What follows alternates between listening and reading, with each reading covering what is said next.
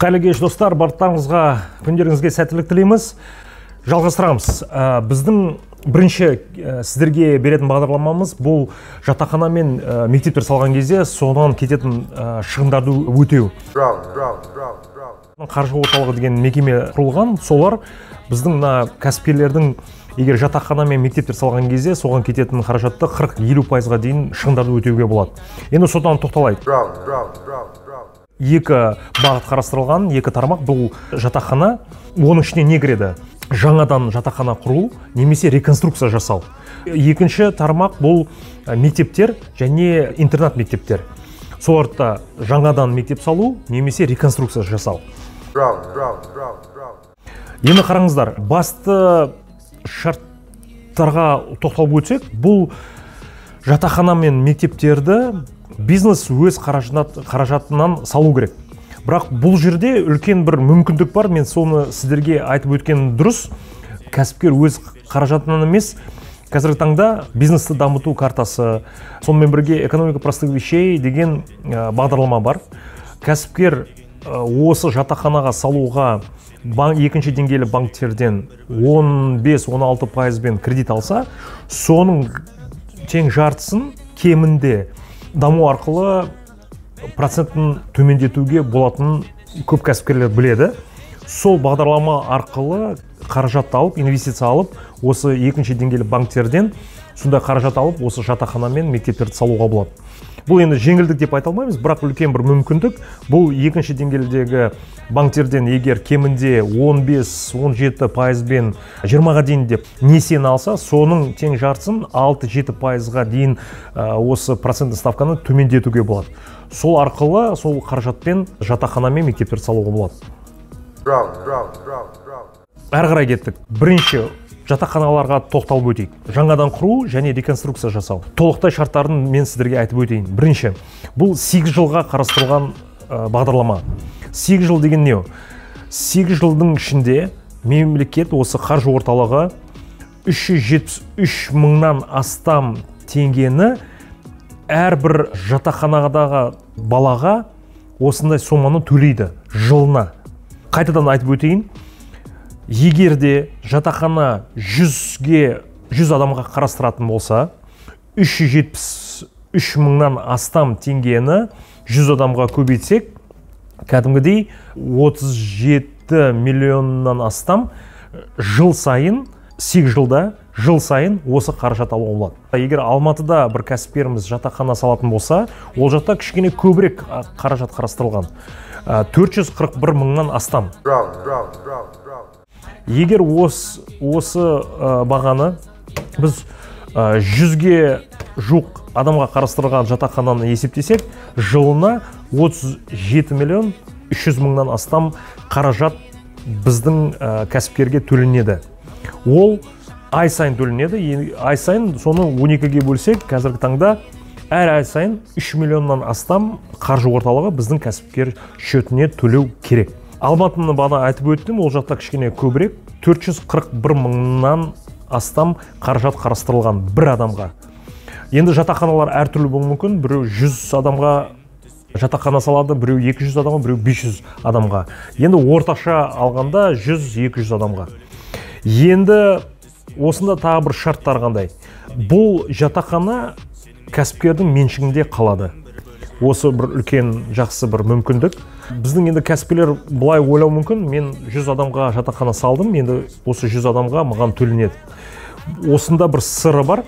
Бұл егер 100 адамға қарастырылған жатақхана болса, бірақ ол жатақханада 20 адам тұратын болса, сол 20 адамға төленеді. 100 адамға қарастырылған жатақхана, ол 100% сол 100 адам ішінде жату керек, сол жақта тұру керек. Сол себептен соны біліп жүріңіздер, сол жақта тұратын адамдардың санына төленеді.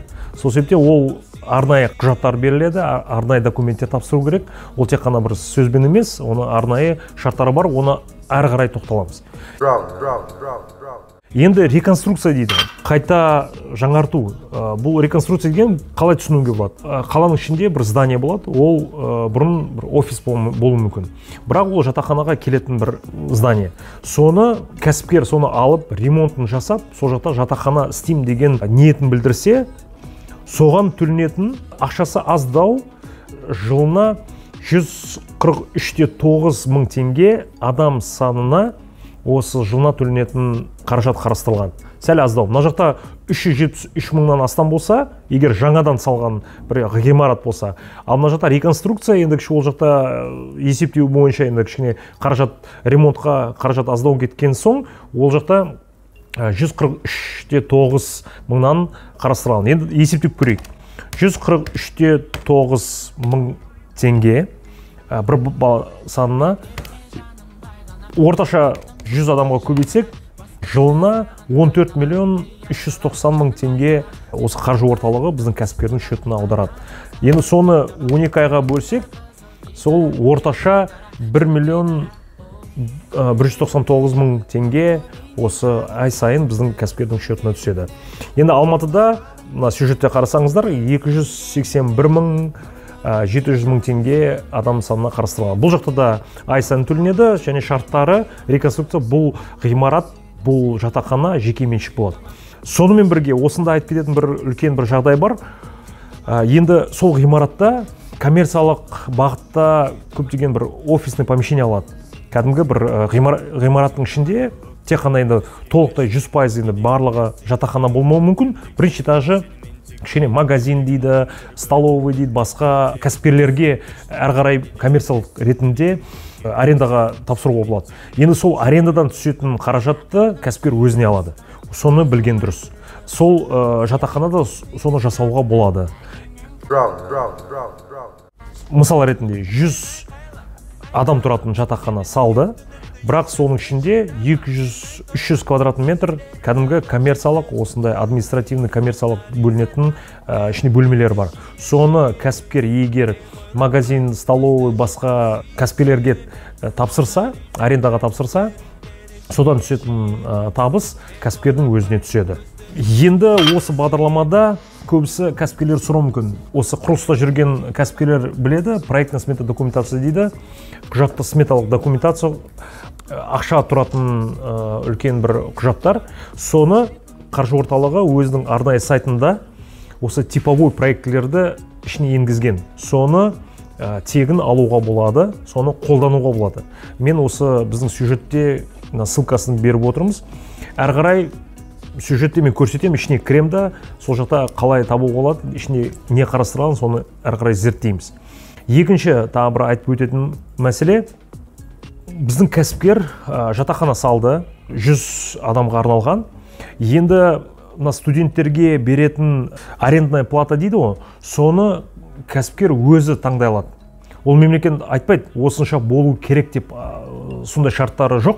Кәсіпкер егер жатақхана салып, әрбір студенттен кемінде осындай қаражатты мен қойып отырмын, осыны арендада төлейсіздер, студенттерге соны өзі таңдайды. Осы бағдарламада сөйтіп айтылған. Соны білгендеріңіз дұрыс. Сонымен бірге баны айтып өткендей, коммерциялық бөлмелер болса, соны әрі қарай басқа бір кәсіпкерлерге беретін болса, сол келетін табыс кәсіпкердің өзіне қалады. Енді мынау слайдта мен сіздерге бір мысал ретінде көрсетіп отырмын. Егер 500 адам тұратын жатақхана болса, соны 373,600 мың теңге адам басына қарастырылса, жылына қанша қаражат осы қаржы орталығы біздің кәсіпкерге аударады. Сол енді 8 жылда, бұл енді шамамен, бұл енді тепе-теңдік деп айта алмаймын, шамамен 8 жылда 1,7 миллиард теңге кәсіпкердің кететін шығындардың өтеуіне 1,7 миллиард шамасында енді. Соны сіздерге айтып өткенім дұрыс, 1,7 миллиард теңгені өзінің табысына алуға болады. Ал енді, құрметті кәсіпкерлер, мектептерге тоқталып өтейік. Екінші тармақ бұл мектептер және интернат мектептер. Қараңыздар, сюжеттің ішіне қарасаңыздар, бұл да 8 жылға қарастырылған бағдарлама. Егерде біздің кәсіпкер жаңадан мектеп салатын болса, жылына бір адамға 294 мыңнан астам теңге төленеді. Сонымен бірге қосымша тағы бір қаражат қарастырылған. Операционный затраты дейді. Кәдімгі тағы қосымша, солда қосымша төленеді, егерде біздің кәсіпкер жаңадан мектеп салатын болса. Енді осында бір сыры, бұл кәдімгі осы 294 мың теңге 1000 адамға мектеп деп есептейтін болсақ, соны 294 мыңға көбейтсек, бұл кәдімгідей 294 миллион теңге жылына қарастырылған. Сонымен бірге адам санына осыны 8 жылға көбейтсек, кемінде 2,3 миллиард астам қаражат төленеді. Сонымен бірге қосымша төленеді. Бұл операциялық затраттарға төленетін мектептердің осындай. Бана жатақхананы айтқан кезде бір ғана сома төленеді. Бұл жақта 2 сома қарастырылған. Бұл да қайтарылатын осы кәсіпкерге төленетін қаражат ай сайын төленеді. Сонымен бірге осында бір шарттары бар.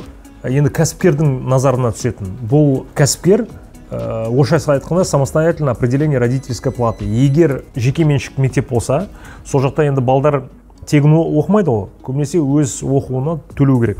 Соны қанша төлеу керек екен кәсіпкер өзі белгілейді.